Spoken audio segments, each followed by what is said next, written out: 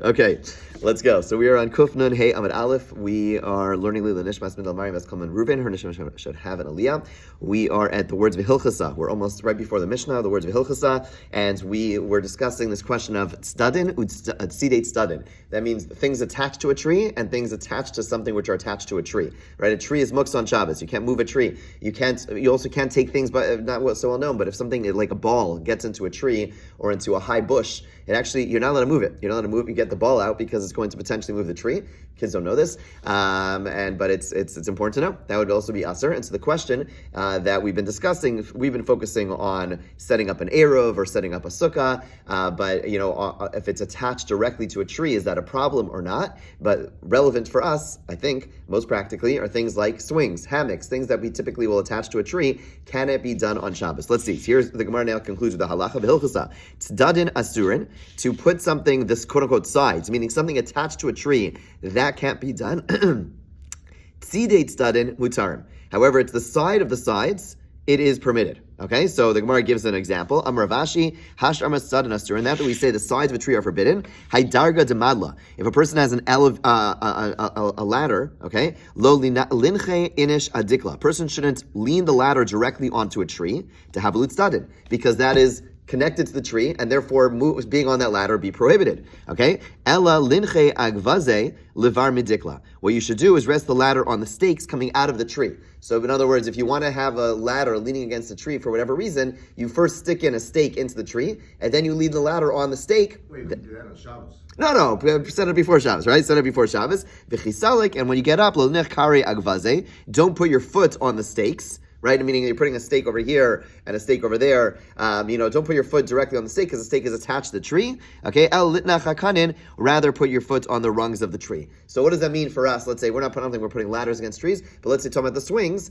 that a person will sometimes put like a tire swing or whatever, any swing around a tree or a hammock. So what you are not allowed to do is tie it directly to the tree. You can't go ahead and wrap the strings of a swing around a tree branch and use it on Shabbos, because then it's directly, that's tzadin, it's aser. But what you can do is you have, let's say, and this is more for hammocks usually, if you have a peg sticking out and then you have the hammock tied to that peg, tied to that, nail, and then you have the hammock hanging on it, then you would be allowed to use that hammock on Shabbos, right? So you have to be careful if you're setting up a tree attached to, setting up something attached to your tree that you want to use on Shabbos, you can't do it directly to the tree or tree branch, but you have like one thing attached, like a peg or something like that, and then attached to that would be okay, and that can be used on Shabbos. Okay?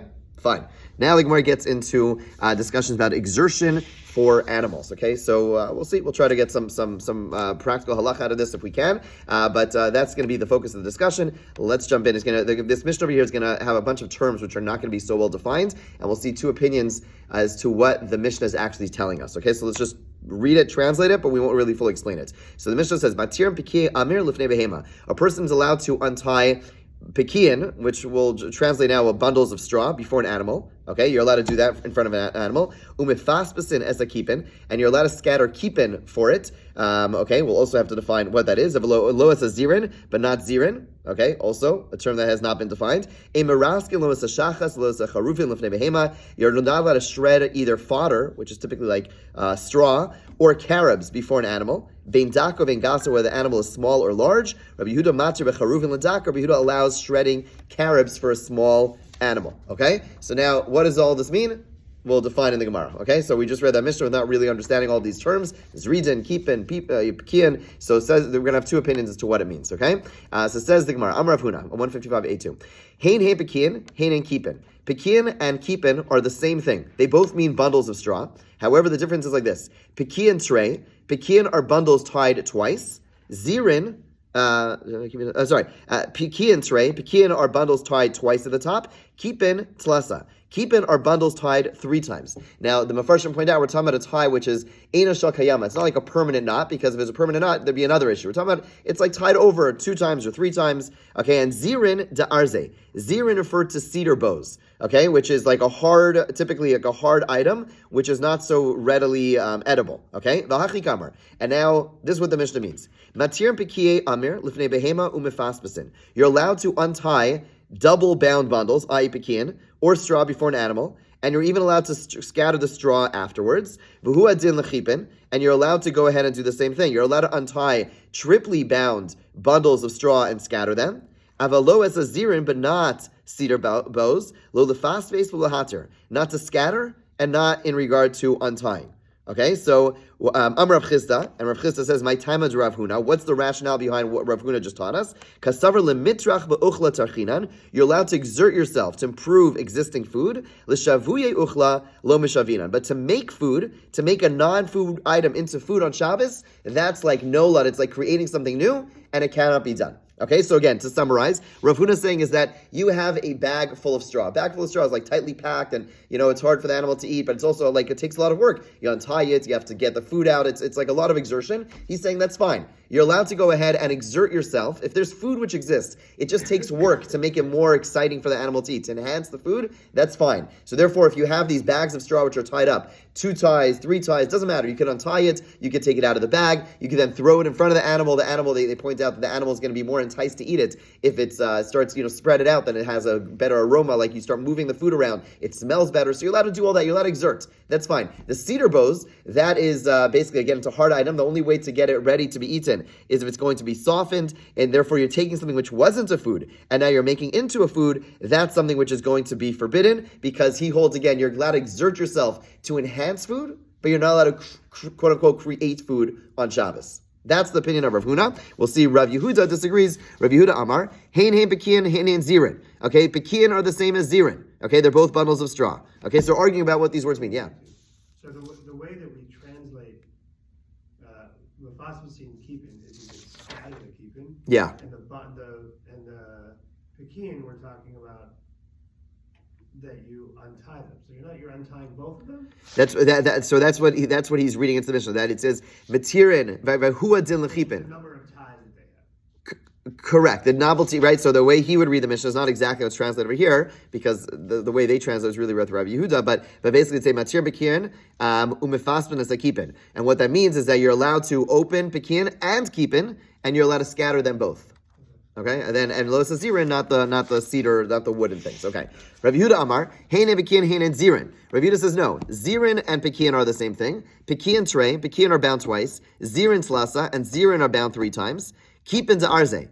And keepin are cedar bows. This is what the Mishnah actually reads as. Matir pekian amar lefnei behema aval paspuse lo. You're allowed to untie the bundles of straw before an animal, but you're not allowed to scatter them.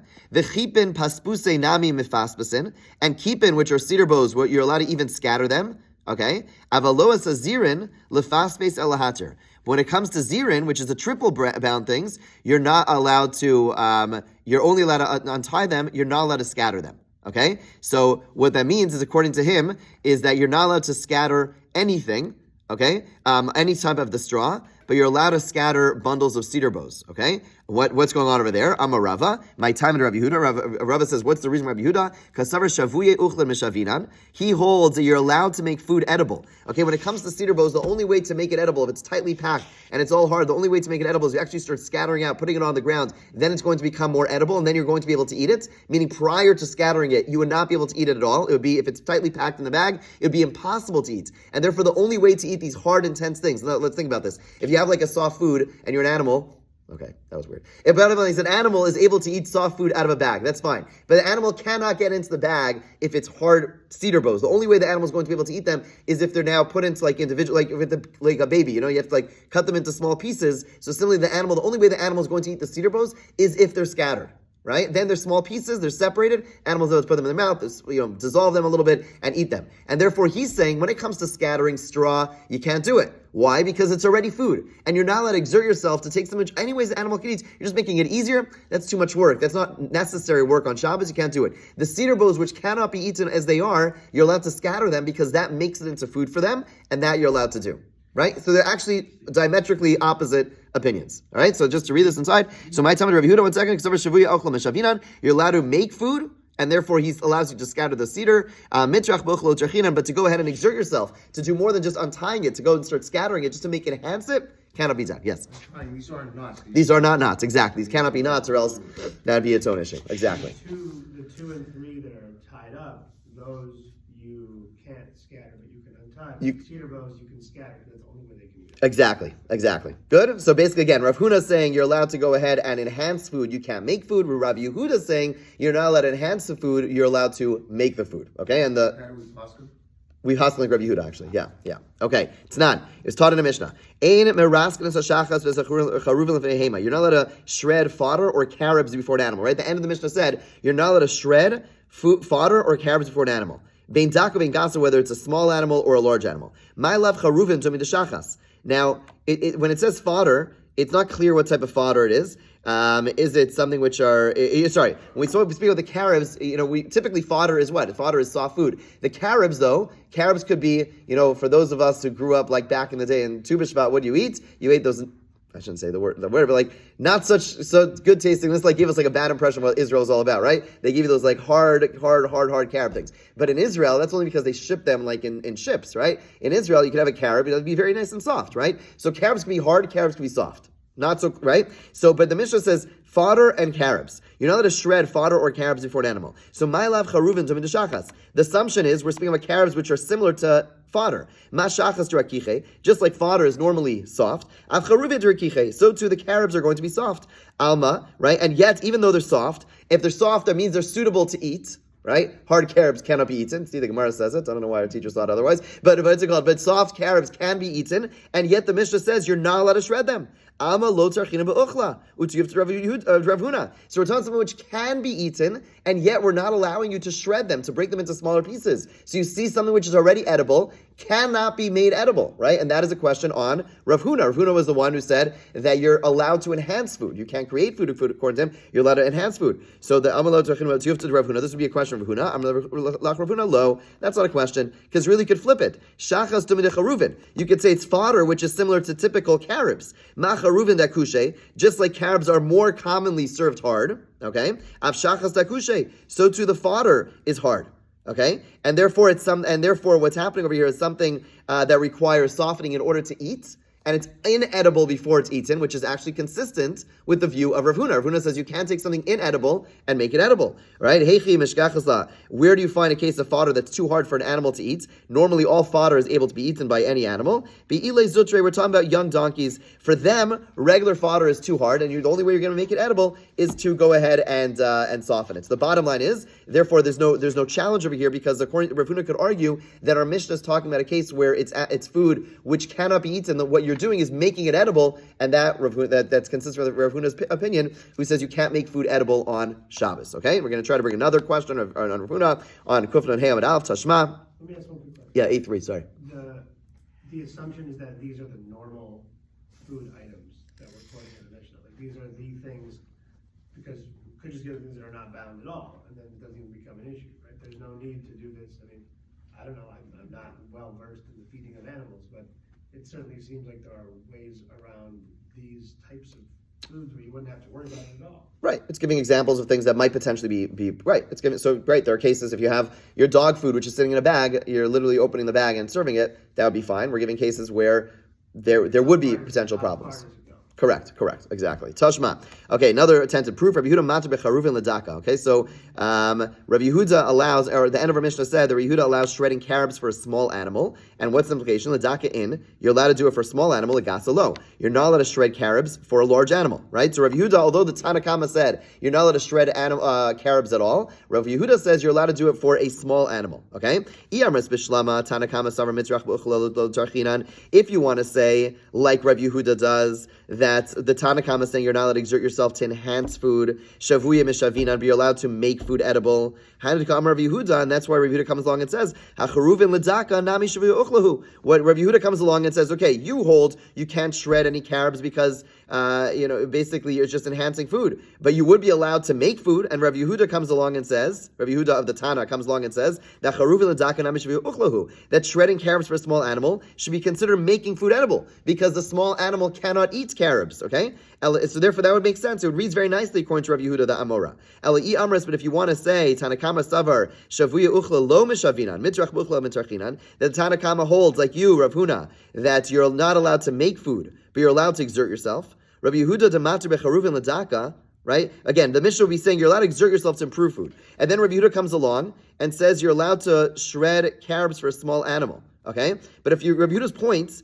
is that that shredding is just an enhancement, then kol sheken legasa. For sure you'd be allowed to do so for a large animal. Again, according to Rav Huna, the point that according to Rav Huna, the argument, according to Rav Huna, what the Mishnah is coming to teach us is that you're allowed to work on enhancing something. To make food is problematic, right? So anytime it's going to be edible and you're just making it better, then it's certainly going to be allowed. So if you hold according to this read of the Mishnah, okay, let's start. This is a classic case where Stefanski's charts would be amazing. Okay, so bear with me. Okay. According to Rav Yehuda's read of the Mishnah, what's the Mishnah coming to teach us? It's coming to teach us that you are allowed to make food, right? And the Tanakama is saying, shredding carobs, you can't do. That's not making food, that's enhancing food. And Rav Yehuda comes along and says, no, but for a small animal, shredding carobs is actually making it. They can't eat it until you do that. That's why it's allowed. Good. Rabbi Yehuda Damora makes sense. But according to Rav Huna, who says the whole point of the Mishnah is you're allowed to enhance, you're allowed to make, so that, and the Tanakama is saying that you're not allowed to shred carobs because you're not allowed to shred carobs. You would be allowed to enhance, but you would not be allowed to shred carobs. And comes along Rav Yehuda and says you should be allowed to shred carobs. Why? Because that's just enhancing the food, right? So now, enhancing the food. So for sure that should be allowed to be done for a big animal, right? Because a big animal, right? Because he holds. No, let's say better. The Tanakama is holding that shredding carobs would be like making food, and therefore not allowed. And Rabbi Yehuda, the Tana, comes along and says, no. If I shred carobs, that's not making food. I'm just enhancing food, right? And so there would be, but then he says for some reason I'm only allowed to do it for a small one. That makes no sense. If the point is you're enhancing, the big one is able to eat it already. So for sure, if I'm able to do it for a small one, that's just called enhancing. For sure I can do it for a big one. So why does he say I'm only allowed to do it for a small one? Make sense? Yeah? So Gemara says, Misavar is Daka. So Gemara says, no, Rabbi Yehuda, when he said Daka, it doesn't mean Daka like a small one, Daka mamish, like a small animal. My Daka, what does it mean a Daka? Gasa, really a large animal. Okay, V'mai karele Daka. So why are you calling it a Daka? Daka typically means small. The Daika ba'uchla. What it means is it's an animal that chews. Okay, the word daka can mean small, but also it can be associated with the word chew. And what it means is that it's an animal that chews its food very well. And what the Mishnah is actually saying, Rabbi Yehuda is actually saying, is that you're allowed to do it for an animal that chews very well, because then it's just enhancing, but you can't do it for a small animal. Okay, so the Gemara says, Hadmin Tani Reisha, Bein Daka, Bein Gasa. However, this doesn't read very nicely, because in the Reisha, the Tanakama says it cannot be done for a Daka and a Gasa. In that context, Daka and Gasa mean different things. Daka, by definition, means small. So, Meklad Rabbi Yehuda Daka mamish ka'amar. Therefore, it would seem that Rabbi Yehuda speaks of a Daka. He means a small one. Kasha. The Gemara says it's a good question. It's not a disproof, but yeah, it's a very good question. Ultimately, as we pointed out a moment ago, we don't possibly Rav Huna, we possibly Rav Yehuda, and it's probably because of this question over here. Okay, now the Gemara is going to try to bring proof against Rav Yehuda. Tashma, we bring a question. Mechatchet. Our Mishnah said, now we're on Kuf Nun Hey Amud Beis. Mechatchet said tzlun lefnei behim. You're allowed to cut up gourds before an animal. That's an avela lefnei aklavim, or a carcass before dogs. My lav diluin dumya dinavela. Ma nevela derakicha diluin derakicha. So if it said gourds and a carcass is typically soft, and so it would mean that the gourds are probably soft as well. And that means if something is soft, is it edible? Yeah, right? So if we're chopping it up, what are we doing? We're just enhancing it. So alma tarchina ba'uchla. This seems very clear, not like Rav Yehuda. It seems that you're allowed to enhance food. Utiyuf to Rav Yehuda. There's a question from Yehuda. Rav Yehuda lo. Rav Yehuda says no, there's no proof. Nevela dumya diluin. Really, it's a carcass that's similar to gourds, meaning ma diluin dashune af nevela dashuna. Just like the gourds are generally tough and they have to be cut up, so too the carcass is tough and has to be cut up. Okay, what kind of carcass is tough? Bivasar pile. We're talking about elephant meat, right? Elephant meat. Okay, and it's going to be tough for any animal. Inami bigoryasa zutre. We're talking about very small puppies who will not be able to eat regular meat unless it's chopped up. Bottom line is, there's no proof from that line. Tashma, another potential proof against Rabbi Yehuda. Tani Rav Chanan ben Arda, mifarchinan teven vaspasta. You're allowed to crumble straw and fodder, and Arvin allowed to mix them together. Okay, now fodder and straw are typically edible, and yet it allows you to enhance them by crumbling it. Alma tarchinan be'uchla. Clearly, you're allowed to exert yourself to improve already edible food. And where it says teven betivna sarya, no, we're talking about something which is spoiled. Okay, meaning, and therefore it's not edible unless you mix it with fodder. Okay, aspasta be'ilei zutra, and the fodder requires crumbling because it's being fed to young donkeys, and therefore without crumbling crumbling it would not be edible, and therefore, again, from that line, that brisa, it would only be talking about things which are inedible without you doing these things. We're not talking about enhancing, and therefore there's no question of Yehuda, and that again is how we pass. You're not allowed to enhance food if it's already edible. What you would be allowed to do is make food which is inedible edible. Opening dog food, opening cat food, that would always be okay. And that is the end of this discussion. One thing that comes up in this discussion is the whole notion of shredding carobs. The post question, wait a second, forget tarchina and forget, enhancing food for an animal. There's a more basic issue over here. What is that? What would be the issue with shredding? Chopping, grinding, tochen, right? Right. So they point out. Oh, so yeah, presumably not be precise cutting. Precise cutting means literally precise. I mean, you have to be chopping it perfectly. But there is a prohibition against chopping, grinding something on Shabbos. The bottom line is that if you do it, which is if you do it before you eat. So the general halacha is that if you're doing it before you eat, whether it's you're eating or your animal's eating, and you're not dicing it into small pieces, then it's going to be okay. Something to keep in mind. Make a salad or whatever it is. You're allowed to cut it into smaller pieces, but you shouldn't be dicing it into tiny pieces. So it should be a little bit larger than your regular Shabbos cutting, and it should be done before the meal. In which case you would not run into an issue of toche, and that's presumably what would be happening over here. Have a great day and a good job.